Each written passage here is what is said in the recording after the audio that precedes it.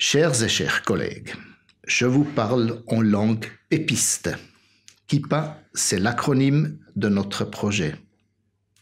La Kippa fait allusion à la pratique religieuse et ça nous arrange. Kippa, kirchliche Freiwillige in der Gemeindepflege, Entlastungsangebot für pflegende Angehörige.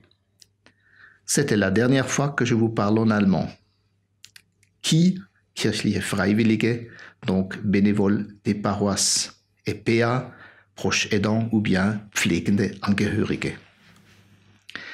Bénévoles de paroisse, quelle formation pour offrir du répit aux proches aidants.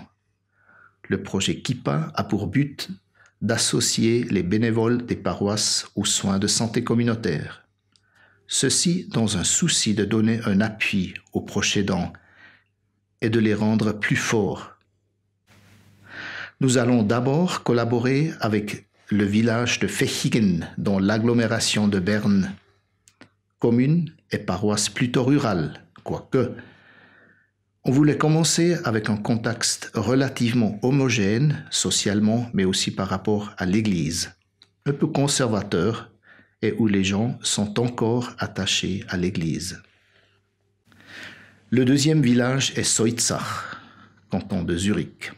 Un peu rural aussi, une commune où l'Église se trouve encore au milieu du village.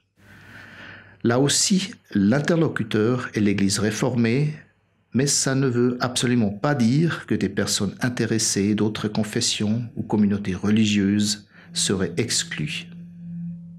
D'ailleurs, la Suisse est de plus en plus urbanisée, le Mittelland se transformant en une seule grande ville.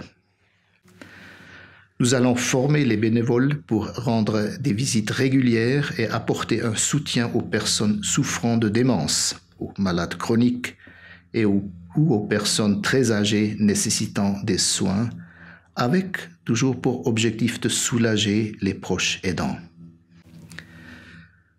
Un élément clé de notre projet est cette formation en soins et spiritualité. Voir les aspects concrets de l'organisation des soins à ce niveau avec un accent mis sur le self-care, auto-soin, y compris la spiritualité. La sœur représentée parmi les 6 œuvres de charité sur le fameux Basler Münster n'est pas une infirmière à l'hôpital, mais de soins à domicile, parce qu'il s'agissait de visiter les malades. Donc, concept très moderne. Nous allons nous pencher en particulier sur les psaumes, poèmes religieux et existentialistes, réalistes et humains, personnels et communautaires. Prières sans pour autant imposer une pratique religieuse étroite et spécifiée. Travailler avec les psaumes signifie travailler sur soi-même. Les bénévoles des paroisses seront mandatés pour apporter un soutien à des personnes de la communauté qui en ont besoin et seront suivis dans cet accompagnement pour une durée de 6 mois. Après cette phase interventionnelle, nous évaluerons la formation et la mise en pratique des enseignements dans la communauté. Par rapport aux méthodes, nous avons choisi la recherche-action, Action Research. Et en quelques mots, c'est participatif, c'est collaboratif, donc participants et chercheurs collaborent constamment pendant toutes les étapes, égalitaire par rapport au pouvoir, empowerment, action, non seulement production des connaissances plutôt qualitatives par rapport au devis et devis flexible. Les 3 phases de ce type de recherche sont ces 3: exploration, intervention et évaluation. La première, les entretiens avec les proches aidants, les bénévoles des paroisses et les professionnels de la santé, nous permettra d'affiner les ateliers de formation.